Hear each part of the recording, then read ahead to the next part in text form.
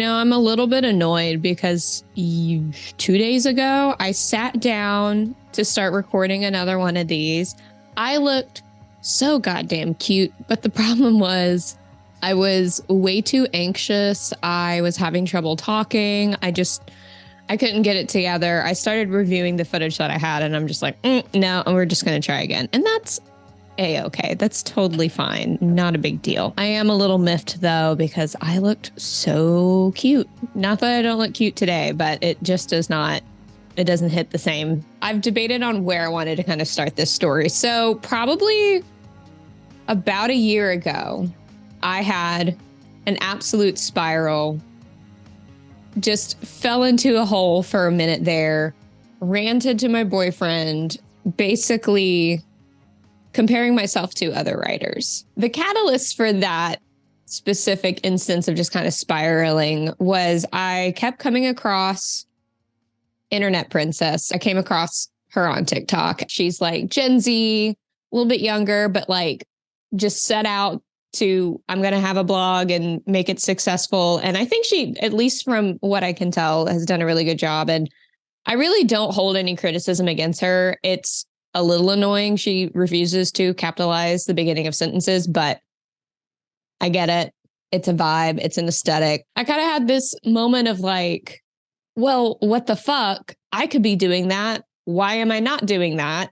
Which I think is a question a lot of creatives have asked themselves all the time. So after starting my Substack in a fit of feeling inadequate to other writers, other successful writers, I was trying to decide and justify how to split my written content between two different platforms, which I think is totally fine. Many writers do post on multiple platforms. Recently, on Substack, I wrote an essay basically saying goodbye to Medium. One problem I've had with Medium over the last handful of years, honestly, is what I am being recommended. So let me back up for a second here. If you're unfamiliar with Medium, it is an online writing platform. It's probably the platform I've been on the longest as a writer, outside of redoing my own blog on my website over and over and over and over again. But like a lot of other writers, Medium was enticing as a platform to publish essays and articles through, because there were options for monetization, for partnership.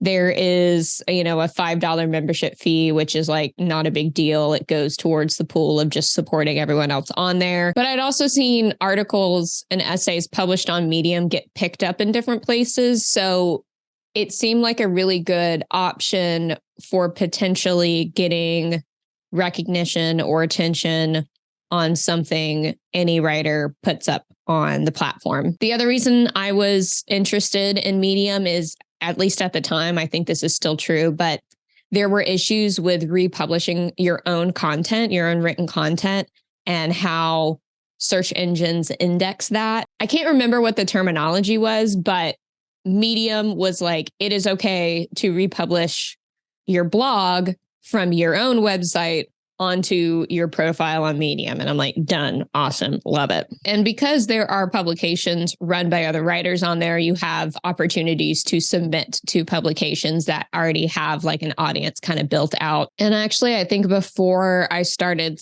my account, my newsletter on Substack, I had already decided to pull some of my essays I had published on Medium down, so I could rework them or just scrap them, because I didn't feel that they were really representative of the body of work I want to have existing. They just weren't the best quality. I would get into these fits of manic inspiration, draft something out, get a couple thousand words and have a lot of momentum, but then almost in a state of like desperation to hang on to that wave of momentum, I would go ahead and hit publish on something that didn't go through as much revision or editing as I would like. I would be worried that I would lose the spark for it very quickly. And because I was publishing infrequently, I was like, well, I got to hurry up and get this up.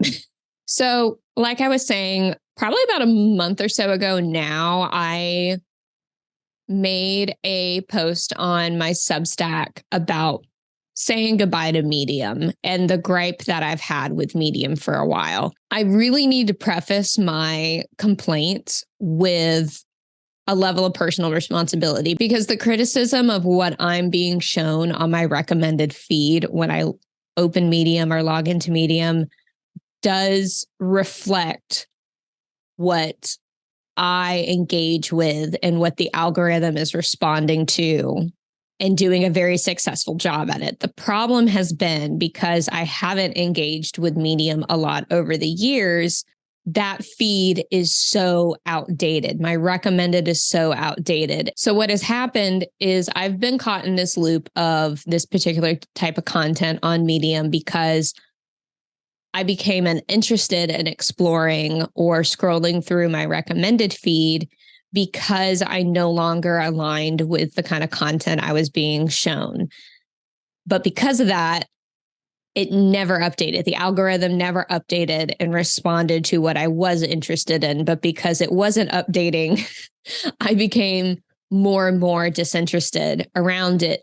And then when I did decide to scroll through my recommended feed on Medium, I would click on things out of curiosity and out of judgment and criticism, because I am not going to lie, I do have a little bit of a pretentious slant when it comes to writing about writing and writing in general. You know, I do have an English degree. It kind of comes with the paperwork on that. But I try not to be an asshole about it unless I think it's justified. What I was being shown and what I've been shown over the years are articles and essays about how to make money online, passive income money online, writing about writing, all of that kind of overlapping together. And my frustration and my curiosity click comes from a place of, I spent so much time in the space of, how do you do these things? How do you get started online? Years ago. And so seeing the same uninspired advice regurgitated and just massaged ever so slightly is so infuriating. And of course, I click on articles like that of, you know, certain kind of headline. I don't want to give a specific headline because frankly, I don't want to shit on any particular writer publishing on Medium. I think it is a niche or genre or community issue, not so much with individual writers, because I think a lot of these are either people who have made a career off of giving barely and entry level advice to kind of how to get started writing online or making money writing online, or newbies who know that there are search terms, SEO, keywords that will continue to get them views, and they spit out something super basic, and that is how they are getting views to then monetize.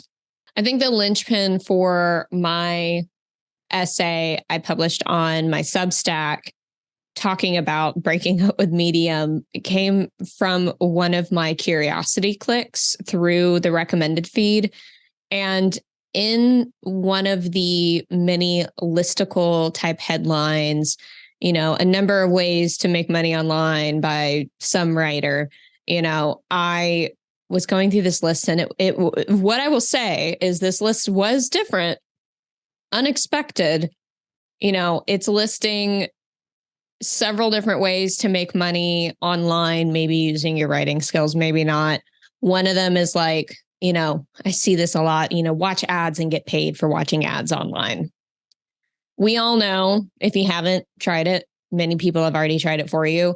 It's not worth it. You get like 10 cents for watching an ad. You'll spend a couple hours doing it and make 50 cents that you can't cash out. Just don't waste your time. Another one is using Canva to make ad or assets for real estate agents in your area.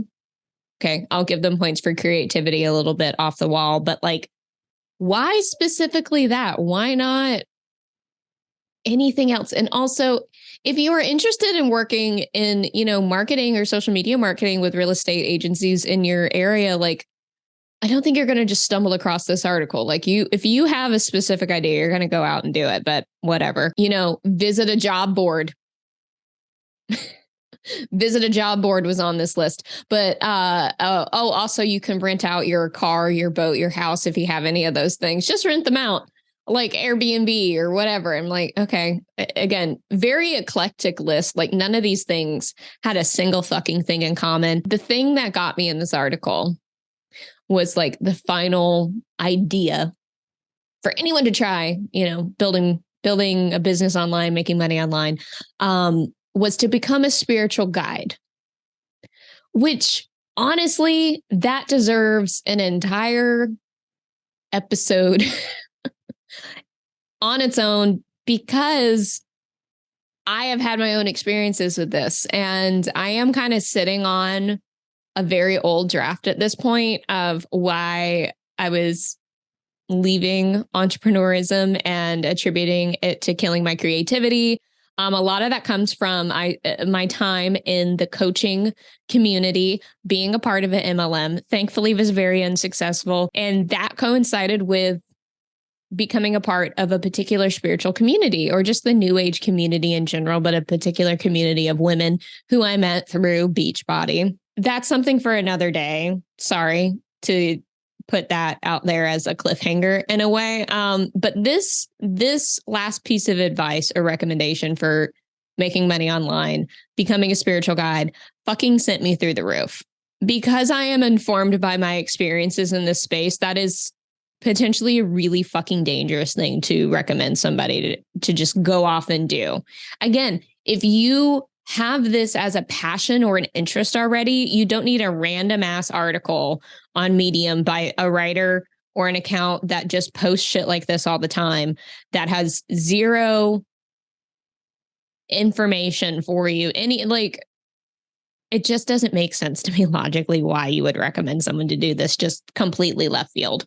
If you have a specific passion or interest or an idea to pursue to determine whether or not you actually want to do that thing, you're going to seek that out yourself. You're going to stumble upon it, across that organically, right? So that just set me off.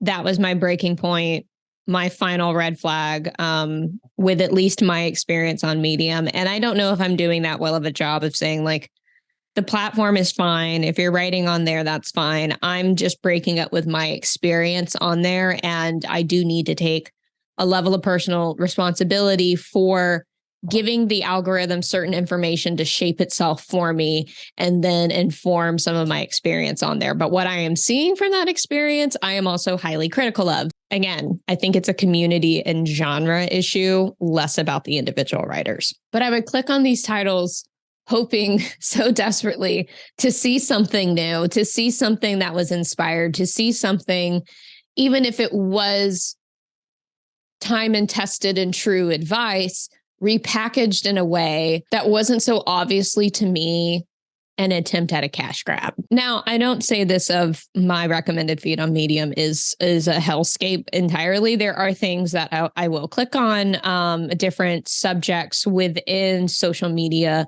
and industry news, but even then, some of it is kind of watered down. So that was kind of the gist of my grievance with Medium as a platform for myself, and just feeling like I don't belong on there anymore. If I'm going to publish more polished, thoughtful, personal essays or critical essays, or, something that I think falls more in line of the writing I have done and the writing that I want to continue to do and explore, I just didn't feel welcome, because I see, at least from the limited view Medium has shown me, how pervasive writing about writing and how to make money writing online takes up such a huge chunk of the community on Medium. Again, that's just kind of my experience. I would love to see numbers, but I don't think I want to get those numbers. That being said, if you're writing on Medium, you're publishing on Medium, and you're happy, I'm not shitting on you. I'm just not feeling super encouraged to pursue that as a means to supplement or build a stream of income for myself. So all of that being said, I still have my account on Medium. I have not taken down any other essays. I have not published anything on there in a while. I may publish something on there in the future, but I'm just not prioritizing it anymore. Even if, my track record on there already reflects that, I'm not mentally prioritizing Medium as a platform for myself anymore.